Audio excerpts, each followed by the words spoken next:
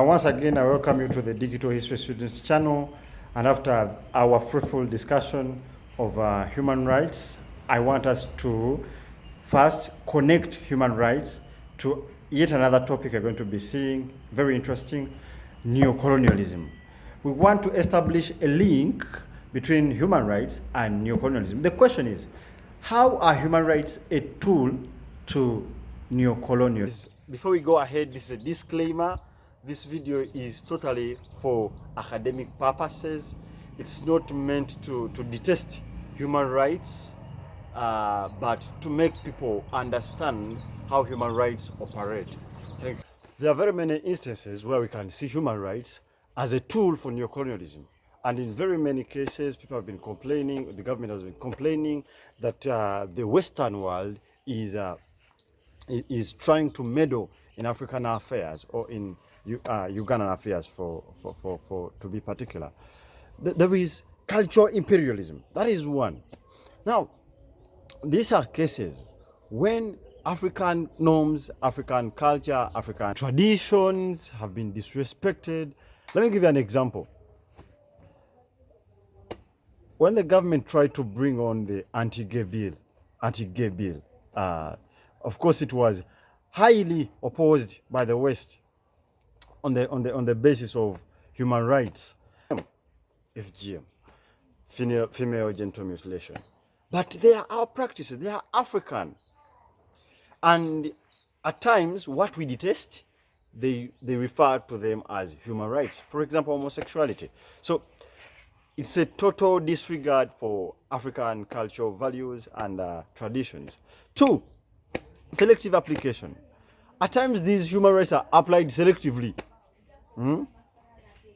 They are the West applies them selectively to fit their own political and economic interests without our own benefit as Africans.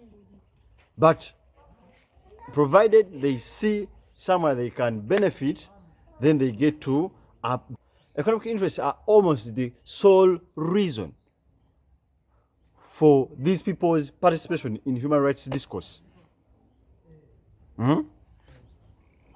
They intervene in economic and political affairs of developing countries like Uganda or in Africa, south of the Sahara.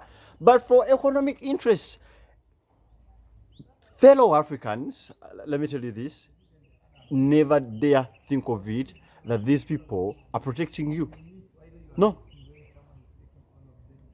They have their own interest. Once they come to Uganda, they have a target, which is not to civilize you, which is not to help you, but to gain. Lack of representation in organizations and human rights institutions on the global scale. Africans are poorly represented there. So isn't this an indicator that these people are trying to perpetrate neocolonialism? The people, or most of the people that are in these organizations, are from the US, they are from Britain, they're from France, they're from Europe. So they get to do whatever they want using these bodies, therefore perpetrating neocolonialism. Now, so I want to invite you to a discourse of decolonizing human rights. Let's have an understanding of human rights as an African, from an African point of view, from an African setting, other than following in a galaxy like lost sheep.